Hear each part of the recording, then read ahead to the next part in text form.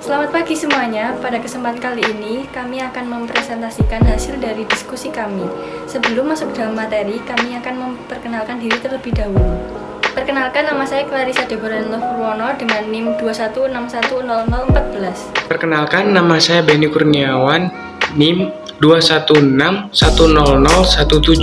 Saya Camelia Sukmanggraini, NIM 21610023. Di sini saya akan membahas mengenai sejarah. Sebagai disiplin ilmu khusus menjadi penting pada abad ke-18 dan ke-19. Filsuf terkemuka bernama René Descartes mengemukakan model fisik untuk menjelaskan perilaku hewan dan juga manusia. Menurutnya, kelenjar pineal yang ada di dalam otak banyak organisme merupakan titik koneksi antara tubuh dengan otak. Dan Descartes juga bertanggung jawab untuk memperkenalkan konsep refleks yang mengarah pada respon otot.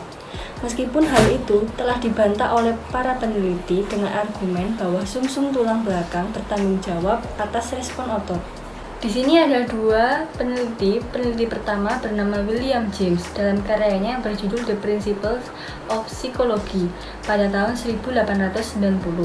Ia mencoba menyoroti bahwa studi psikologi harus diselaraskan dengan pemahaman tentang parameter biologis. Peneliti kedua bernama Knight Dunlap yang pertama kali menciptakan istilah psikobiologi dalam karyanya yang berjudul An Outline of Psychobiology pada tahun 1914. Buku Knight Dunlap ini bertujuan untuk memberikan pengenalan tidak teknis tentang struktur dan fungsi sistem saraf. Singkatnya, para filsuf terlibat dalam memahami hubungan antara dunia fisik dan juga mental. Selanjutnya, saya akan menjelaskan mengenai relevansi perspektif biologis dalam psikologi. Jadi, perspektif biologis itu adalah suatu ilmu yang meneliti dan mendalami serta menganalisis suatu masalah dan tindakan manusia. Perspektif biologis ini pula menganalisis faktor biologis atau akar yang dapat mengarah pada perilaku agresif, yang mungkin sama-sama melibatkan cedera otak atau faktor genetik yang dapat menjadi kontributor utama menunjukkan perilaku agresif itu sendiri. Peneliti pun juga fokus pada mengeksplor hubungan antara kondisi mental, struktur otak, saraf, dan hormon untuk mengetahui bagaimana pikiran, mood, dan perilaku kita itu terbentuk. Jadi, dapat disimpulkan bahwa perspektif biologis ini adalah suatu ilmu yang meneliti dan mengkaji pada bagian sistem saraf, hormon, dan genetika yang mempengaruhi perilaku kita. Selanjutnya, ada beberapa minat pada psikologi biologis. Yang pertama, yaitu memahami bagaimana kondisi traumatis otak akan memiliki pengaruhnya pada pola perilaku. Untuk kondisi traumatis otak itu sendiri memang memiliki pengaruh besar pada pola perilaku. Contohnya dalam segi emosional dan reaksi fisik. Untuk segi emosional, dia kurang lebih bisa untuk mengontrol emosinya. Menjadi orang yang sangat temperamen, mudah marah, muncul rasa takut, panik, dan cemas yang berlebihan. Bahkan lebih parahnya ada yang sampai depresi. Dan untuk reaksi fisik sendiri, seseorang itu akan mudah lelah, memiliki gangguan tidur, mual, muntah, pusing, sakit kepala, dan mengeluarkan keringat yang berlebihan. Untuk poin kedua, yaitu menyelidiki bagaimana penyakit degeneratif otak akan berdampak pada cara orang bertindak. Poin ketiga, yaitu menganalisis hubungan antara faktor genetik dan perilaku agresif, yaitu mempelajari bagaimana gangguan mental dapat menjadi hasil dari kerusakan otak. Poin yang terakhir, yaitu mempelajari persamaan dan perbedaan antara kembar untuk menentukan karakteristik mana yang merupakan hasil dari faktor lingkungan. Untuk perspektif biologis ini pula, tentunya mereka memiliki kekuatan serta keterbatasannya masing-masing. Untuk kekuatannya itu sendiri, hasil penelitian yang dicapai dengan objektif karena temuannya didasarkan pada penyelidikan ilmiah dari variabel biologis, bukan faktor subjektif atau pengamatan belaka. Maka dari itu, perspektif biologis memiliki kontribusi yang sangat baik terhadap pengobatan gangguan psikologis atau mental yang serius. Untuk keterbatasannya, bahwa pendekatan ini kerap kali dianggap restriktif karena perspektif biologis gagal mempertimbangkan pengaruh lain pada perilaku seperti faktor lingkungan, pengaruh sosial budaya, trauma masa kecil, dan emosi manusia. Selanjutnya akan disampaikan oleh rekan saya, Benny Kurniawan. Baik, selanjutnya ada psikologi berdasarkan pendekatan biologi. Perspektif atau pendekatan biologi yaitu sebuah pendekatan psikologi yang menekankan pada peristiwa yang berlangsung pada tubuh pada tubuh manusia. Contoh kekerasan terhadap anak kecil yang berusia 5 tahun. Nah, kekerasan ini akan mempengaruhi proses tumbuh dan berkembang anak tersebut, apalagi pada mentalnya ya. Jadi individu tersebut memungkinkan tumbuh menjadi individu yang penakut ataupun pendiam ataupun cenderung menutup diri. Perspektif ini juga memunculkan psikologi evolusi, yaitu bidang psikologi yang menekankan pada mekanisme evolusi yang membantu menjelaskan kesamaan di antara manusia dalam kognisi, perkembangan, emosi, praktek-praktek sosial, dan bagian lain dari perilaku. Dan di sini ada penjelasan tentang psikolog biologi yang kayak tadi ya, menjelaskan perilaku dalam hal neurologis, yaitu fisiologi dan struktur otak dan bagaimana hal itu mempengaruhi perilaku. Banyak psikolog biologis telah berkonsentrasi pada perilaku abnormal dan telah mencoba untuk menjelaskannya. Misal, psikolog biologi percaya bahwa skizofrenia dipengaruhi oleh tingkat dopamin atau neurotransmitter. Temuan ini telah banyak membantu psikiatri untuk lepas landas dan membantu meringankan gejala penyakit mental melalui obat-obatan. Namun, Freud dan disiplin lain akan berpendapat bahwa ini hanya memperlakukan gejala dan bukan penyebabnya. Di sinilah psikolog kesehatan mengambil temuan bahwa psikolog biologis memproduksi dan melihat faktor-faktor lingkungan yang terlibat untuk mendapatkan gambaran yang lebih baik. Berikutnya ada teori dalam perspektif biologi, mempelajari perilaku genomik yang mempertimbangkan bagaimana gen mempengaruhi perilaku.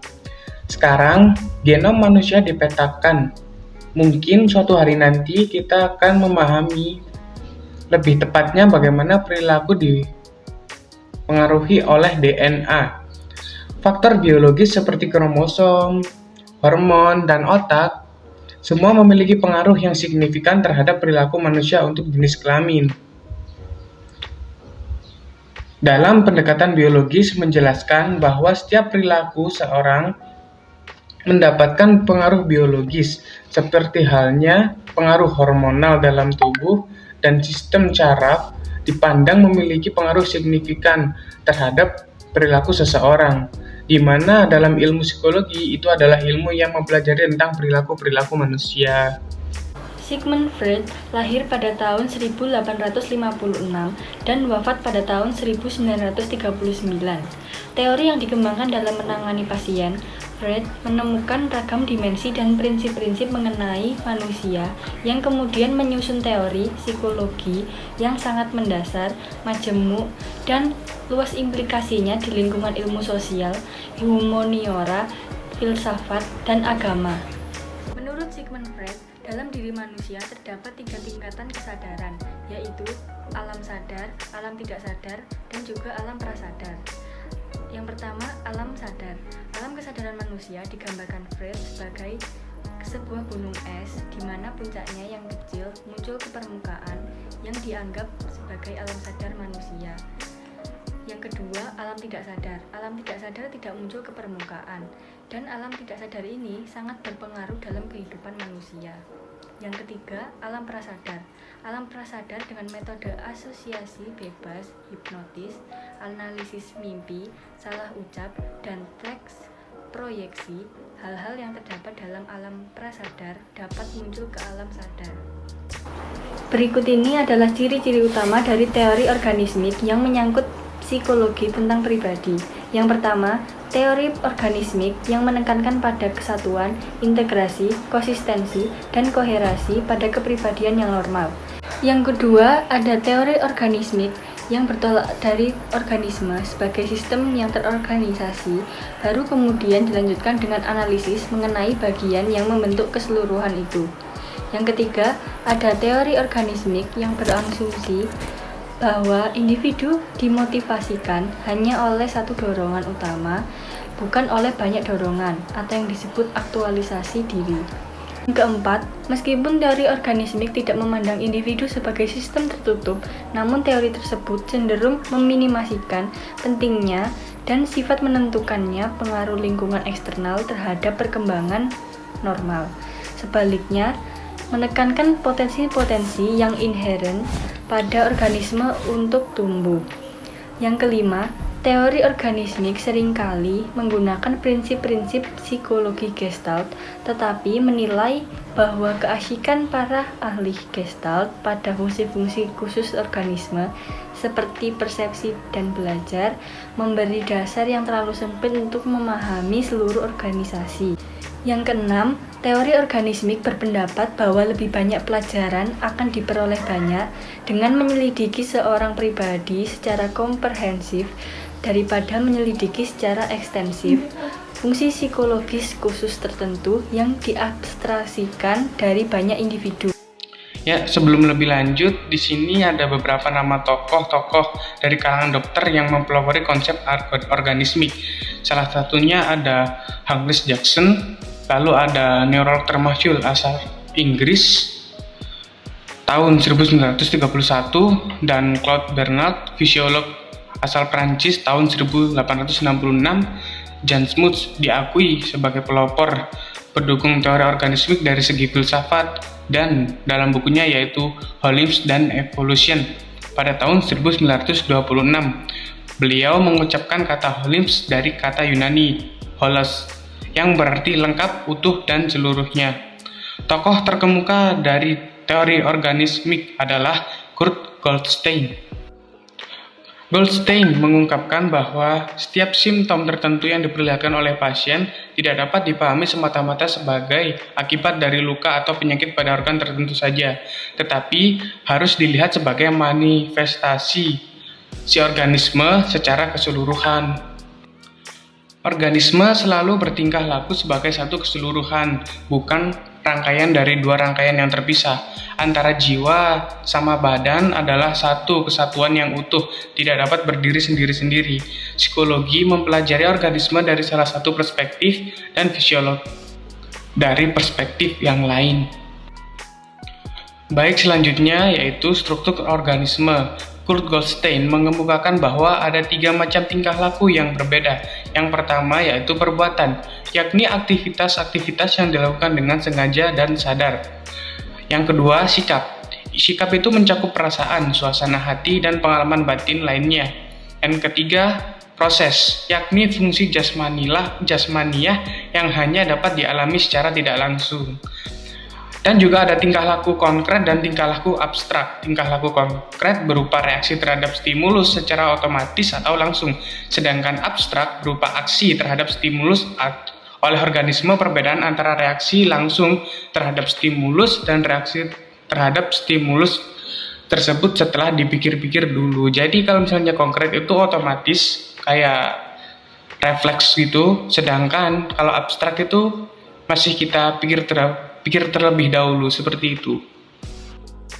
Lalu di sini juga ada dinamika organisme yang mencakup konsep-konsep dinamis. Pokok yang dikemukakan oleh Goldstein adalah yang pertama, proses ekualisasi atau pemusatan organisasi.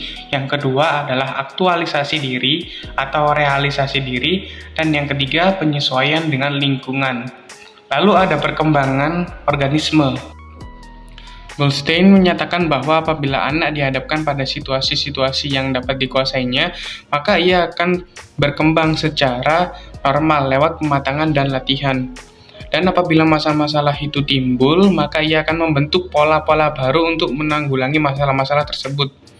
Dan reaksi-reaksi yang tidak berguna untuk tujuan aktualisasi diri akan ditinggalkan. Akan tetapi, apabila kondisi-kondisi lingkungan terlalu berat bagi kapasitas anak-anak, maka ia akan mengembangkan reaksi-reaksi yang tidak serasi dengan prinsip aktualisasi dirinya. Dalam hal ini, proses yang seperti ini cenderung menjadi terisolasi dari pola hidup orang-orang tersebut. Selanjutnya adalah struktur biosfer. Andras Angyal, seorang yang terkenal di kalangan psikolog, telah menciptakan suatu istilah baru, yaitu biosfer. Istilah untuk mengemukakan konsepsi tentang kesatuan holistik yang meliputi individu maupun lingkungan, bukan sebagai bagian yang memengaruhi dan bukan juga sebagai unsur yang memiliki eksistensi otonom, tetapi sebagai aspek dari realitas tunggal yang hanya dapat dipisahkan dengan abstraksi. Struktur biosfer ini memiliki 2 bidang. Yang pertama, bidang psikologis, terdiri dari fungsi-fungsi simbolik organisme. seperti persepsi, pemikiran, ingatan, khayalan, dan lain sebagainya. Sementara bidang sosialnya terdiri dari interaksi-interaksi individu dengan masyarakat. Selanjutnya ada sistem-sistem biosferis. Angnya lebih menyukai analisis sistem daripada analisis hubungan yang lebih umum, digunakan dalam psikologi karena alasan-alasan tertentu. Suatu sistem dapat mencakup anggota sebanyak yang diperlukan untuk menjelaskan suatu gejala, sedangkan hubungan hanya mencakup 2 anggota saja. Lalu komponen-komponen dari suatu sistem terikat satu sama lain oleh posisi masing-masing komponen dalam sistem. Sedangkan jika anggota-anggota dari suatu hubungan diikat oleh suatu sifat umum yang dimiliki bersama seperti warna dan bentuk. Lalu ada anggota-anggota dari suatu sistem.